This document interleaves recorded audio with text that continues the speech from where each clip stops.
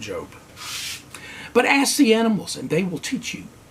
Or the birds in the sky, and they will tell you. Or speak to the earth, and it will teach you. Or let the fish in the sea inform you. Which of all these does not know that the hand of the Lord has done this? In his hand is the life of every creature, and the breath of all mankind. Job. What do we see in a beautiful sunrise, or a rainbow, or the birth of a child? Do we see the Lord's majestic creation, or the lingering effects of the Big Bang? In his own sight, man has glorified himself and attempts to eliminate God from the equation. We were warned, weren't we? The Bible is replete with warnings concerning man's intelligence, or a lack thereof, and his folly. Today, the world is thrilled when scientists and doctors, men and women of true talent and ability, announce a new finding, the discovery of a new treatment for cancer, the discovery of a new storm on the surface of Jupiter, the discovery of a previously unknown deep-sea fish, the discovery of a new antibody that can spare humans from dying from horrible diseases. They're all great discoveries. Man never considers the fact that God put it there in the first place. I wonder if God thinks, wow, that's a great job. It only took you 6,000 years to discover what I put there in the beginning. Blind sight. But what about the warnings?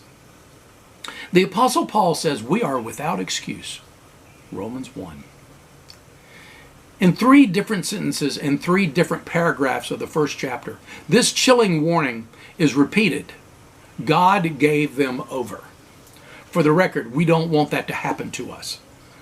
To allow us, God allows us to wander around aimlessly on our own. No, that's blind sight. There are other warnings. In Luke 8, Jesus tells his disciples, repeating what Isaiah had prophesied hundreds of years earlier. Though seeing, they may not see. Though hearing, they may not understand. Why would intelligent people do this?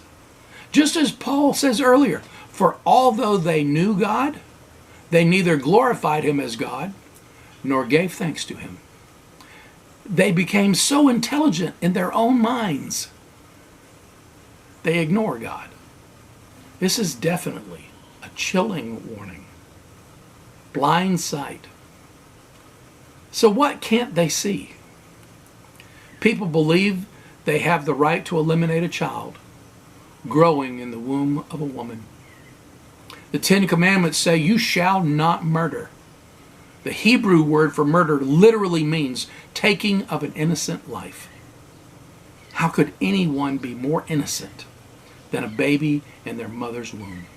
Or state it's not really alive until its first breath.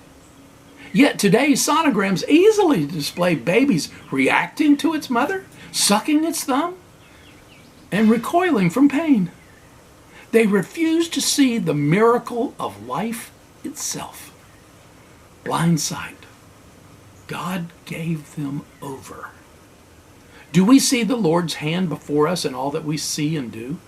Or do we see accidental life created by man's hypothesis?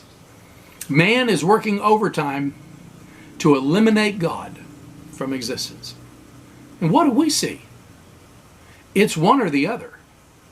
In Psalm 19, David, the shepherd king, speaks of what he sees. The heavens declare the glory of God. The skies proclaim the work of his hands. Day after day they pour forth speech. Night after night they reveal knowledge.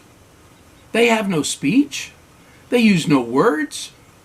No sound is heard from them, yet their voice goes out into all of the earth. Their words to the ends of the world. Now, is David right, or was his ancient mind too ignorant to see? Does he see the hand of God, or does he see a marvelous cosmological accident? Do we suffer from blind sight? Heaven forbid. In Matthew 20, Jesus speaks to two blind men.